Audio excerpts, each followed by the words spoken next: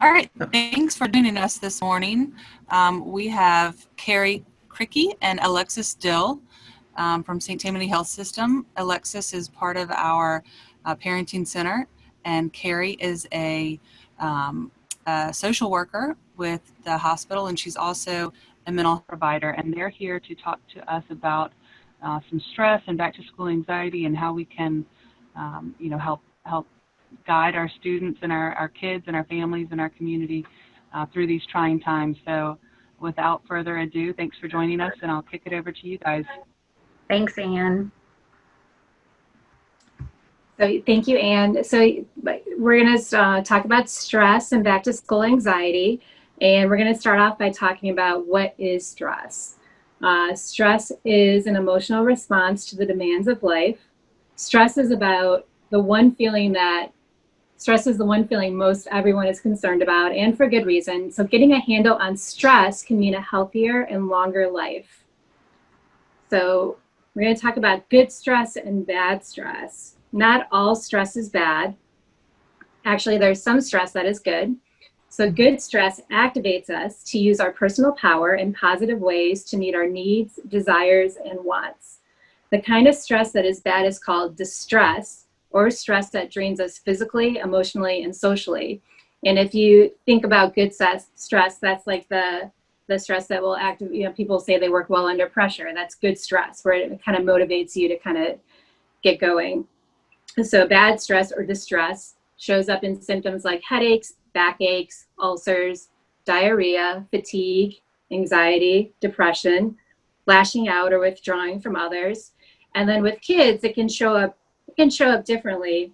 It can exhibit itself as moodiness, fearfulness, disruptive behaviors, maybe not listening as much, crying more than usual, or being extra clingy. So distress and unmet needs. Distress can be attributed to our inability to get our basic needs met. As humans, we have several needs we need to fulfill. So moving on. Felt that way before. Poor little baby. Yeah. So some of the things that cause distress and can be unmet needs, social needs. And if we look at this through the perspective of COVID-19 and some of the changes that have occurred in our lives and our children's lives, you look at social needs, the need for friendship or companionship. Kids have been away from school for all this time, and many kids are missing their friends and school staff members as well. So that could be the lunch lady that they see every day, their bus driver, any sort of support staff at school, the school secretary. So there's a lot of routine people that they haven't been seeing on a daily basis. Emotional needs are the need for love, praise, or feeling worthwhile.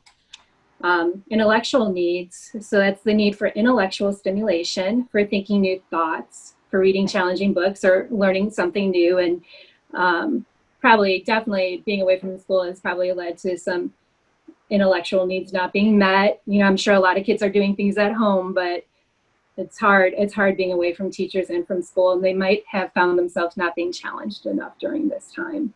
Mm-hmm. And physical needs, the needs for sleep, food, and exercise. They haven't had PE.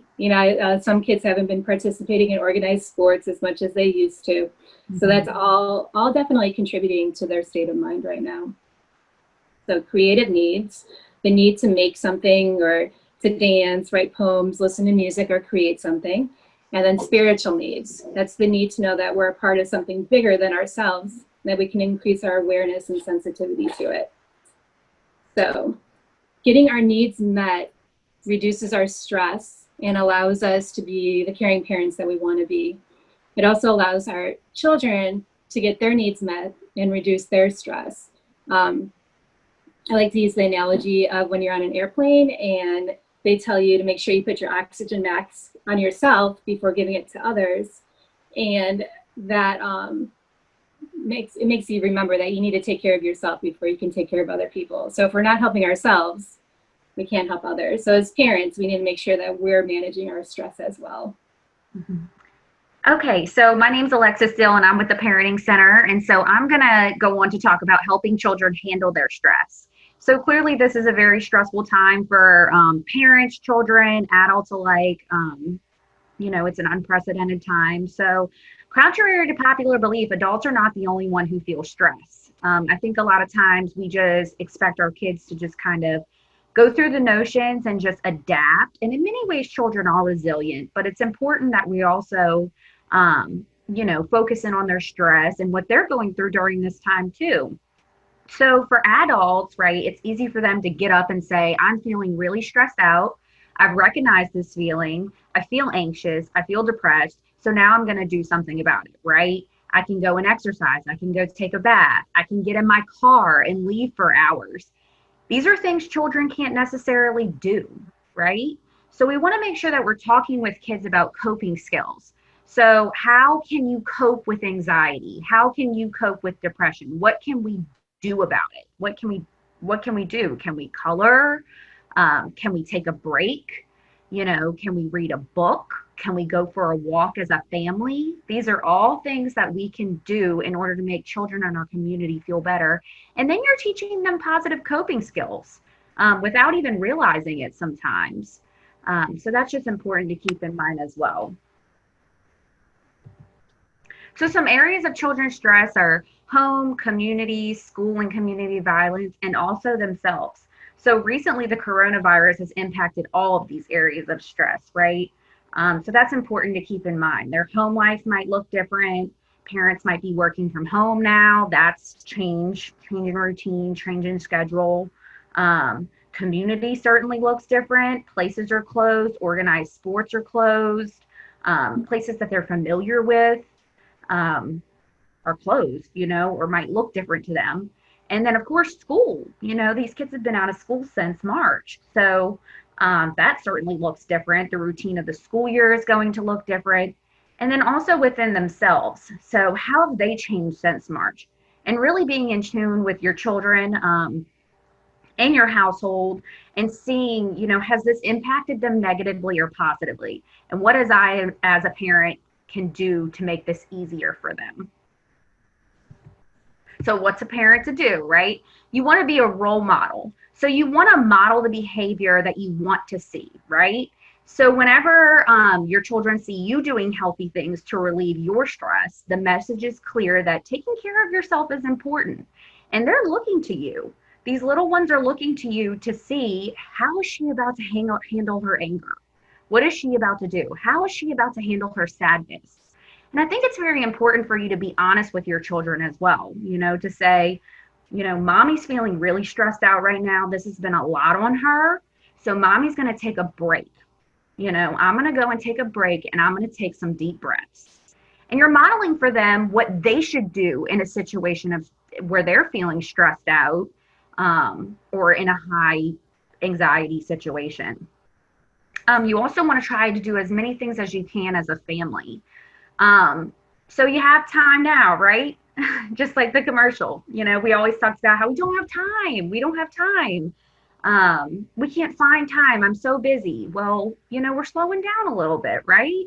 So you're able to do things as a family. So make sure that you're incorporating time in order to do that. Even if it's just a walk, even if it's something that you typically can normally do, just make it more of a family event. Also, establishing routines and schedules. So children thrive off of schedule and routine, which is where we're seeing so many behavioral issues erupt over this time, is because their routine, their schedule, and their transitions have been ripped from them. It's like the carpet has been ripped from underneath their feet. And so many parents, haven't established any structure or routine or schedule within their household. And it's so important for these kids. So just creating any kind of schedule, any kind of routine that you possibly can with your children at home definitely will help the family out as a whole. Also, praise your children. So many times we praise kids or we punish kids for things that they do wrong, right? We're constantly pointing out the things that they're doing wrong. And it's hard being a kid because you feel like, can I ever do anything right? Like, am I ever going to do anything to appease, my parent? And so what you want to do is you want to praise them for doing the right things. even if it's things that they already do. So if you're cooking a meal one day and your child decides that he wants to help you do the dishes, and that's something that he typically does, right? He typically helps you do the dishes. Pointing it out, it feels good to be praised. It feels good to be acknowledged. Thank you, Sam, for doing the dishes. That really helps mommy out. And I don't know if I've ever told you before, but I truly appreciate you doing this for me every single day. That feels good. We all want to be praised. We all want to be acknowledged. So just making sure that you create moments to do that within your household. Also, acceptance. So nothing helps reduce emotional stress like the feeling of unconditional acceptance. So knowing that, your love is given freely, it's never threatened by mistakes or poor judgments, is the basis truly of healthy parent-child relationships. And we talked about this earlier, but really teaching coping skills. So teaching children how to calm down when feeling big emotions. I think we think sometimes that kids are just born with knowing how to calm themselves down and how to self-regulate. They aren't. We have to teach them. Here's what you can do about it. It's okay for you to feel angry. I understand that. That would make me feel angry too. That would make me feel frustrated too. What are we going to do about it? What are we going to do with that anger? That's teaching them coping skills. So teaching them, like I said earlier, breathing exercise, coloring, reading, exercising. I love this one, creating a safe space in your home. That is something a lot of schools in our area are adapting to, is having like a calm down corner or a safe space. And basically that's just a place where a child can go and kind of calm down, self-regulate. And then whenever they've done that, they can return back to the classroom and not be asked any questions, not be, bugged or anything or, whatever about it.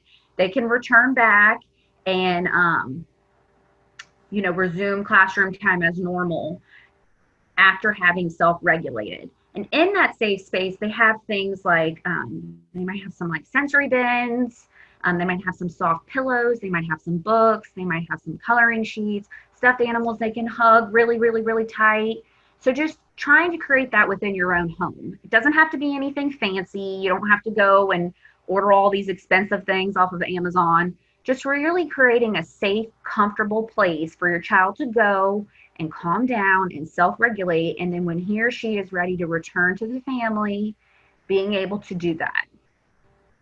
Also teaching them to utilize their senses. So this is something that I even talk to, adults about, is tuning into your sense of smell, your sight, your taste, your touch, and your sound. That's something that can help people with anxiety a lot.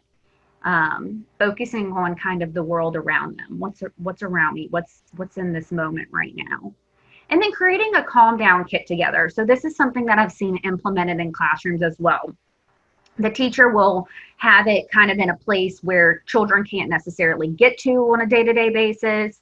And in that calm down kit, like I said earlier, they have things like sensory things. They might have a stress ball. They might have like a water bottle with water in it and glitter where the child can, move it back and forth. It's kind of meditative to watch the glitter fall.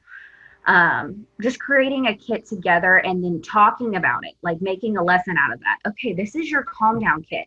And whenever you're feeling stressed or overwhelmed or frustrated, angry, sad, mommy's going to take this kit and I'm going to pull it out and we're going to work on it together. Okay. We're going to get through that big emotion together. I'm going to sit with you and we're going to work through it together.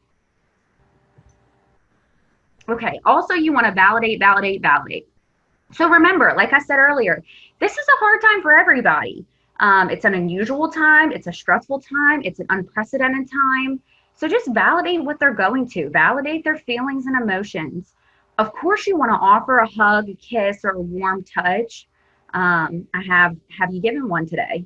So many times we get so busy with our own lives and going here and going there and working and coming home and you're trying to juggle 15 things at one time. Have you given your child a hug today? Have you gotten on their level? Have you looked at them in their eyes and asked them, how are you feeling? How are you doing today? They're little humans, they're little people too, and they deserve to be heard. Also spending time with them. So just dedicating 5 minutes of your day to each child in your household, just you and them. Sometimes you would be surprised the difference that this makes in your household. Some kids are so attention deprived that they will act out because they feel as though you aren't giving them attention. You're not giving it to them. So even just dedicating 5 minutes, if you have to put it in your schedule, if you have to put it in your phone, if you have to set an alarm for yourself, whatever you need to do in order to have that time with your child. And whenever you have that time with them, take it seriously. Listen to them, be truly present, make eye contact, get on their level, act interested in whatever they're talking about. We like to talk about here at the Parenting Center, if you act interested when they're little, they'll tell you the big things when they're big. So act interested, even if they're talking about something that you're like, what in the world? Why are we off on a tangent about Spider-Man and Hulk flew over the city? And you're like, what in the world are they even talking about? Just act interested, let your eyes light up, sit with them and truly listen to them, because then maybe you'll be privileged enough when they're older for them to tell you the big things that are going on in their lives, because they're going to know that you're a trusted adult and you care. Also, lastly, self-care for parents. So just remember to take care of yourself. Like Carrie was talking about earlier, you can't pour from an empty cup. Really asking yourself, how do you take care of yourself? So many parents at the Parenting Center, I'll ask them that, and they're like, I don't know. I'm like, okay, well, we need to have a conversation about that, because you need to be able to identify how you take care of yourself. What is something that you do every single day to take care of yourself? And I think a lot of times people think that self-care has to be this like huge elaborate plan. Like, okay, I'm going to eat healthy every single day, and I'm only going to buy organic food, and I'm going to go work out every single day. And those are all great things. Those are wonderful. But to some people, that's not fulfilling. Like to me, I would much rather stop at Sonic on the way home and get myself a large Sonic Blast and then go sit on my couch and watch Everybody Loves Raymond. That's my idea of self-care. But to some people, going for that run or going for that walk or eating healthily is their way of taking care of themselves. Also incorporate what is something you have to do in your everyday life. So something that I really like to do is take a bubble bath. So I have to get clean, right? I have to take a shower or a bath. So just really being intentional about that bath, putting bubble bath in there, maybe lighting a candle, maybe fixing myself a warm cup of tea, just being intentional about that time and making it a priority, because these kids need you. And also to seek help if needed. We're all going through a stressful time right now, an anxiety-provoking time, parents, children, adults included. And, never to be fearful about reaching out for help. And that's all I've got. So, Ann, if you kind of want to just close us out. Yeah, thanks so much for all of the tips. I know this was a quick health check today, but I think it's really important that, everybody be able to recognize, most importantly, when our kids are struggling with whatever it is that we're going through, whether it's the pandemic or if it's something that's more intimate and personal in your home life. Making sure that you can recognize those signs of distress is really important.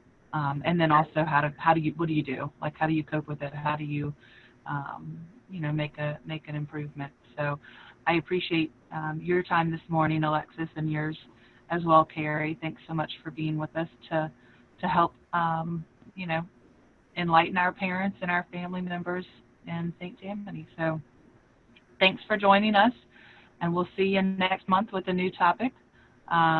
This is the new partnership with St. Tammany Parish Library and the St. Tammany Parish Hospital, Health Check 365. So thanks for joining us, guys.